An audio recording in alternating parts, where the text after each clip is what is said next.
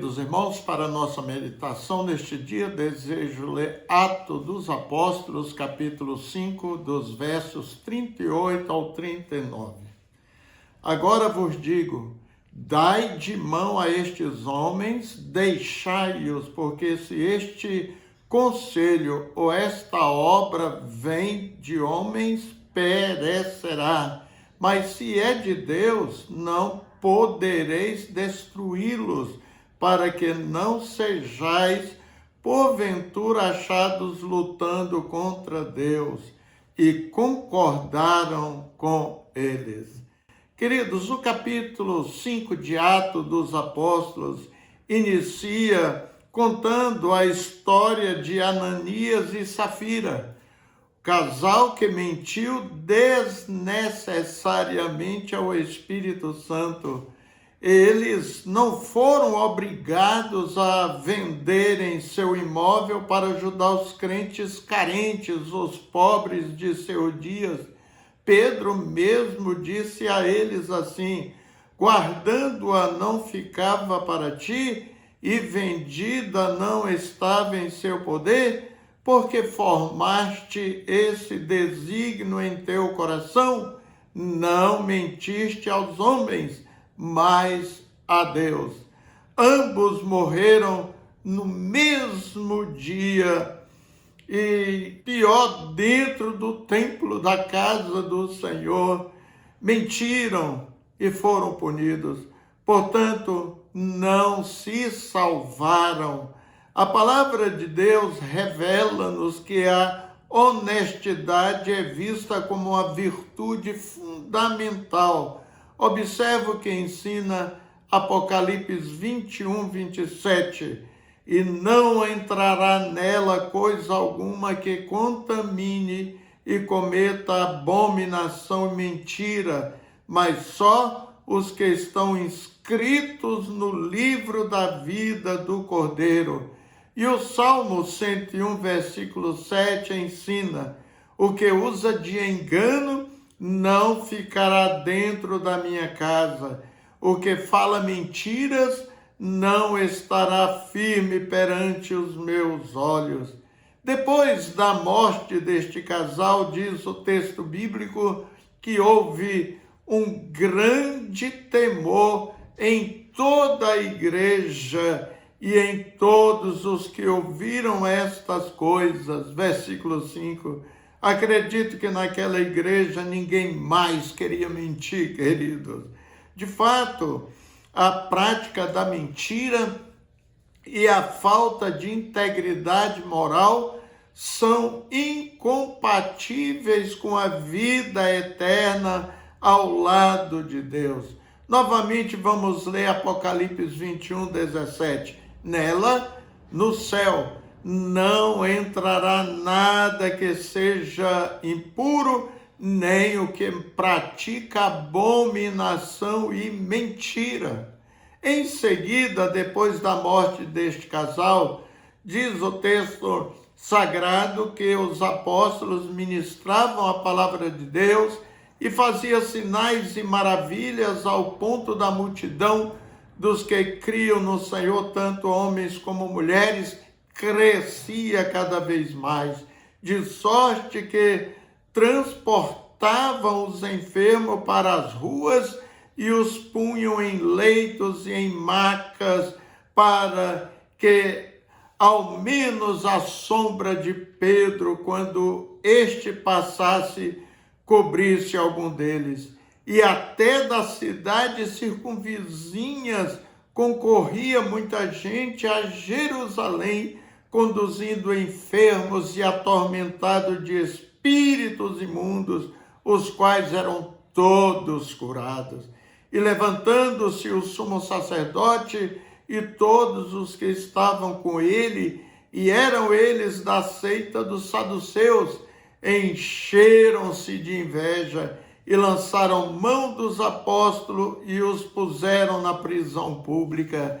E a intenção, querida, a intenção maligna desses invejosos era o de matar os apóstolos, até que apareceu um homem sensato chamado Gamaliel.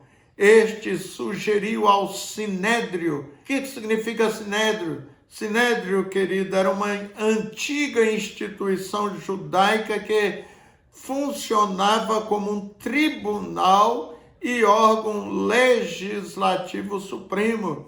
O Sinédrio era composto por 21 membros, incluindo sacerdotes, anciãos e escribas, e tinha jurisdição sobre questões religiosas e civis dentro da comunidade judaica.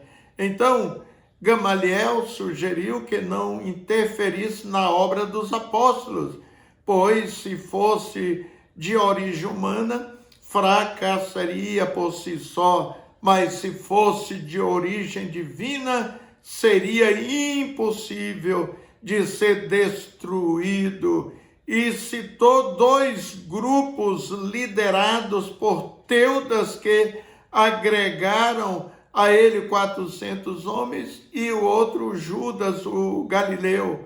Ambos diziam ser instrumentos usados nas mãos de Deus, mas eram mercenários e foram mortos, e os seus seguidores se dispersaram.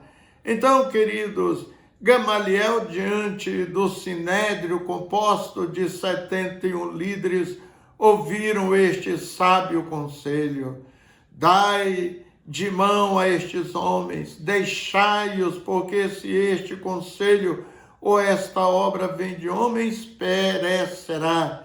Mas se é de Deus, não podereis destruí-los, para que não sejais porventura achados lutando contra Deus. E concordaram com ele. Observaram a sensatez de Gamaliel, não aceitou fazer mal àqueles apóstolos, temendo que estes fossem de Deus, como de fato eram. Assim, consequentemente, eles estariam lutando contra o Todo-Poderoso Deus. O apóstolo Paulo também ensina uma outra importante lição. Todavia, que importa, uma vez que Cristo de qualquer modo está sendo pregado, quer por pretexto, quer por verdade, também com isto me regozijo, sim, sempre me regozijarei. Filipenses 1:18. Ora, Paulo deixa bem claro, quer por pretexto ou verdade, o evangelho está sendo pregado e deve ser pregado. Se o pastor fulano está errado, problema é dele e vai ter que responder diante de Deus pelas suas heresias e pelos seus ensinos antibíblicos, não é mesmo? E Paulo acrescenta: assim, pois, cada um de nós dará conta de si mesmo a Deus. Romanos 14, versículo 12. Este conselho de Gamaliel deu aos seus pares, do Sinédrio, querido, mostra a importância de se ter paciência e sabedoria no espírito para tomar as decisões mais importantes da vida. Gamaliel nos ensina a importância de estar em comunhão com o Espírito Santo, pois a paciência e a prudência diante de situações que não compreendemos são extremamente importantes. Muitas vezes somos rápidos em julgar ou em tomar ações drásticas sem considerar as implicações maiores ou a possibilidade de estarmos diante de algo que transcende o entendimento humano. Quando nossas ações estão alinhadas com os valores eternos e com a vontade divina, elas têm o potencial de durar, de prosperar, independentemente dos obstáculos que possam surgir. Também é fundamental o reconhecimento da soberania de Deus, porque lutar contra algo que tem origem divina é, em última análise, lutar contra o próprio Deus. Permita, querido irmão, querida irmã, ao Espírito Santo dirigir as suas decisões, escolhas e postura, e nunca as tome sem convidá-lo a participar conosco à vontade de Deus. Amém? Vamos orar. Pai querido, queremos ser sempre dirigidos pelo Espírito Santo. Longe de nós, ó Deus, tomarmos decisões abruptas, precipitadas, especialmente quanto aos negócios, às coisas do reino de Deus eternas. Queremos que o Senhor coloque sempre nos nossos lábios, Senhor, palavras corretas. Nunca queremos lutar contra Deus, como Gamaliel falou para aqueles 70 homens que estavam ali presentes, que eles não poderiam lutar contra Deus. Queremos estar sempre do lado do Senhor, do lado do bem, e certamente teremos vitórias. Obrigado, Senhor, por tua imutável e gloriosa palavra, em nome de Jesus Cristo. Amém. Queridos, um abraço fraterno e até o nosso próximo encontro com a bendita graça do Salvador Jesus. Espírito e verdade, te adoramos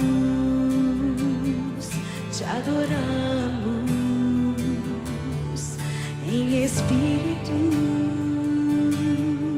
e verdade, te adoramos,